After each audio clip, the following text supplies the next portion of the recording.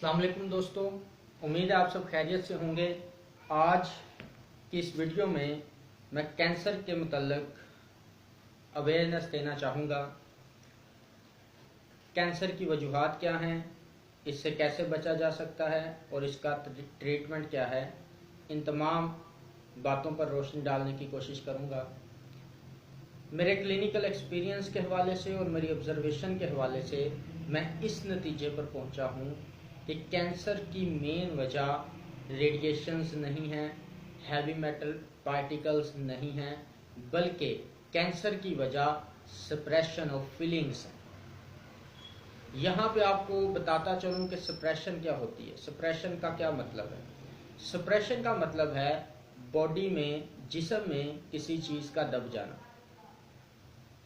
या उसका इजहार ना हो पाना, इसको सप्रेशन कहते हैं। और सप्रेशन खा वो किसी भी किस्म की हो, वो जिस्मानी सतह पर हो चाहे वो नफ्सियाती सतह पर हो, वो हर लिहाज से ख़तरनाक नताइज पैदा करती है और मुख्तलिफ बीमारियाँ पैदा होती हैं। मिसाल के तौर पर अगर स्किन प्रॉब्लम्स को सप्रेस कर दिया जाए, स्किन प्रॉब्लम्स की सप्रेशन हो तो अस्थमा पैदा हो जाता है।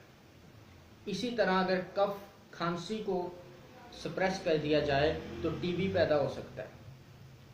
इसी तरह अगर छपाकी को सप्रेस कर दिया जाए, दबा दिया जाए, तो उसके नतीजे में किडनी प्रॉब्लम्स क्रिएट हो सकती हैं, किडनी फेलियर भी हो सकता है।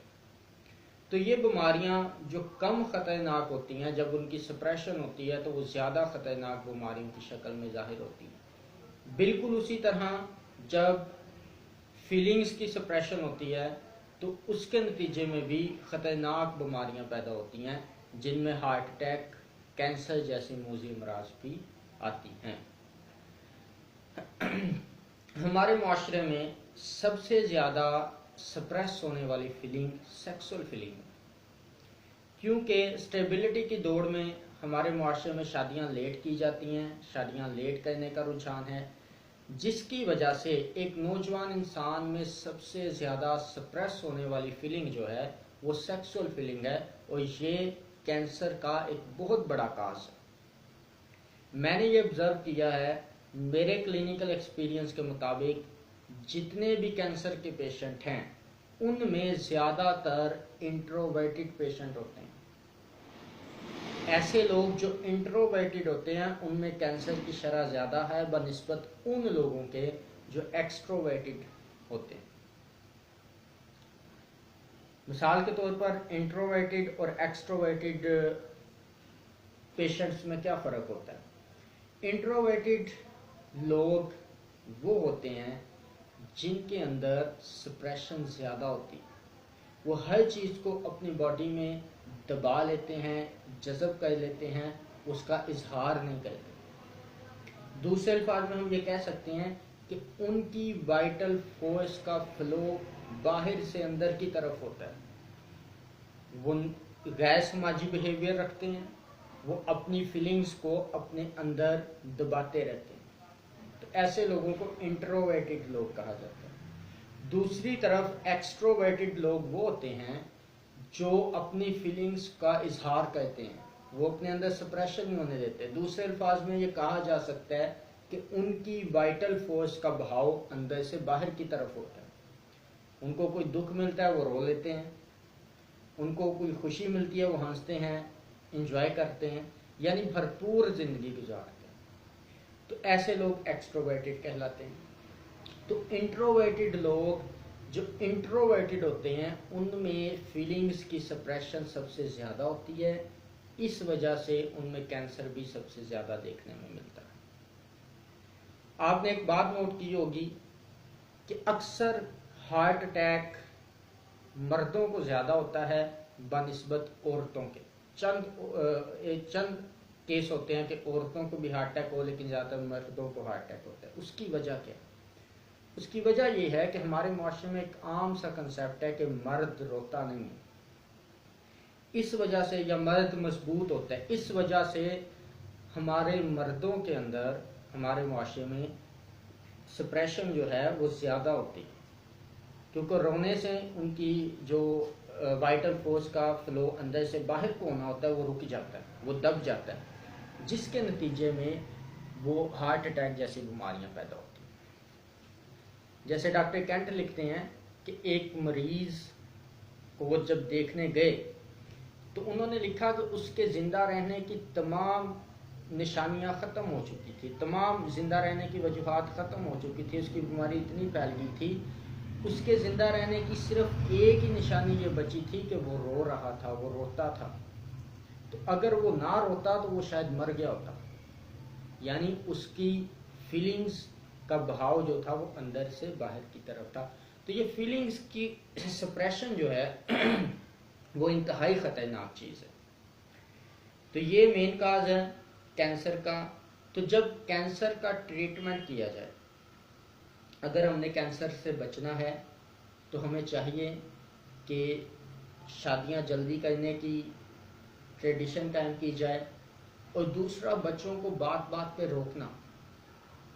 मिसाल के तौर पर अगर आपका बच्चा अंडा उठा लेता है, आप उसको डांटते हो कि रख दो उधर, कहीं टूट ना जाए, तो वो 5 या 10 रुपए के नुकसान को बचाने के लिए आप उस बच्चे के अंदर सीखने की जो सलाहियत है उसको मार देते हैं।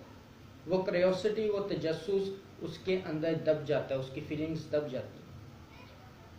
हम बच्चे को कहते हैं कि बाहर नहीं जाना, बाहर की दुनिया बहुत बुरी है, उसके अंदर फीलिंग्स दब जाती है। हम बच्चे को डिफरेंट चीज़ों से डराते हैं, उसके अंदर फीलिंग्स की सप्रेशन होती है। तो वहीं से ख़तरनाक बीमारियों की इब्तिदा हो जाती है जब सप्रेशन होती है। तो हमें ऐसे बिहेवियर से इज्तनाब करना चाहिए, बच्चों को एक्सप्लोर हो लेने देना चाहिए दुनिया, क्योंकि उनके अंदर एक नेचुरल हैबिट रखी गई है तो वो सीखना चाहते हैं, वो दुनिया को समझना चाहते हैं। तो ये जो मामलात हैं, ये जो अदात हैं, इनकी वजह से सप्रेशन की इब्तिदा होती है, और ये फिर सप्रेशन बढ़ती चली जाती है और आगे ख़तरनाक बीमारियों की शक्ल में ज़ाहिर होती है। उसके बाद इसके इलाज के हवाले से, कैंसर का जब भी इलाज किया जाए, वो डॉक्टर हजरात जो कैंसर के पेशेंट्स देखते हैं क्लासिकल होम्योपैथी के हवाले से, कैंसर का जब भी इलाज किया जाए तो कैंसर के इलाज में मुकामी अद्वियात, पैथोलॉजिकल चेंज पर जो अद्वियात दी जाती हैं वो ज़रूर दी जाएं। उसके साथ जो भी कोई उसकी केस टेकिंग के हवाले से बिलमिसल दवा बनती है वो उसको दी जाए, लेकिन साथ साथ उसको कोई ना कोई सप्रेशन ऑफ फीलिंग्स पर भी दवा देनी चाहिए। उन दवाओं में से भी कोई दवा दी जानी चाहिए जो फीलिंग्स के सप्रेशन की एलिमेंट्स पैदा करती। मिसाल के तौर पर एसेटवास, आरामेट, एग्नेशिया, इन अद्वियात में से उसको कोई दवा देनी चाहिए। उसके साथ साथ इंटरकरेंट रेमेडीज़ जो हैं वो देनी चाहिए, तो कैंसर का पेशेंट बहुत जल्दी ठीक हो सकता है। मुझे एक डॉक्टर का केस याद आ रहा है जिसमें उन्होंने लिखा कि एक बच्ची जिसको फिट्स पड़ते थे, ये जो दौरे पड़ते हैं, काफ़ी इलाज करवाने के बावजूद वो ठीक ना हुई। डॉक्टर साहब ने लिखा कि हमने बहुत केयरफुली उसकी केस टेकिंग भी करते रहे, मेडिसिन्स भी सिलेक्ट की, लेकिन कोई फ़ायदा नज़र ना आया, कोई भी बेहतरी उस पेशेंट में ना आई।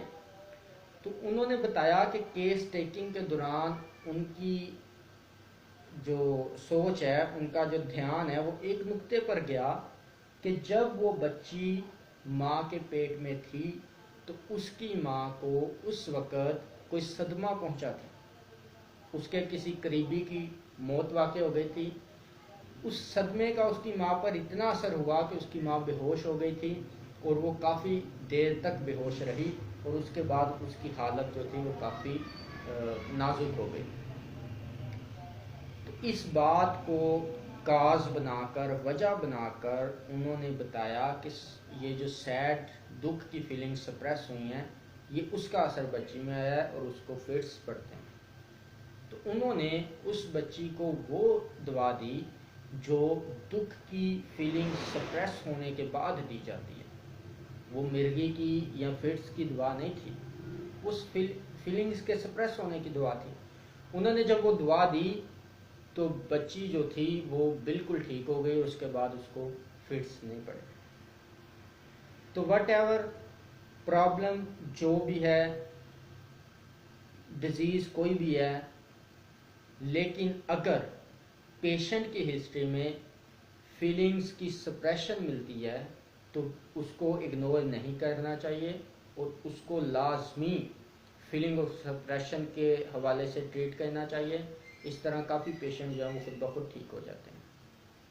और एज ए माशरे, एज ए ह्यूमन, समाजी लिहाज से हमें इन बातों पर गौर करना चाहिए कि वो हैबिट्स जिनसे सप्रेशन ऑफ फीलिंग्स होती हैं उनको छोड़ दिया जाए और एक नॉर्मल लाइफ गुजारी जाए, हेल्थफुल लाइफ गुजारी जाए, जॉयफुल लाइफ गुजारी जाए और अपनी फीलिंग्स को सप्रेस होने से बचाया जाए। बहुत शुक्रिया। अल्लाह आपका हामी नासिर।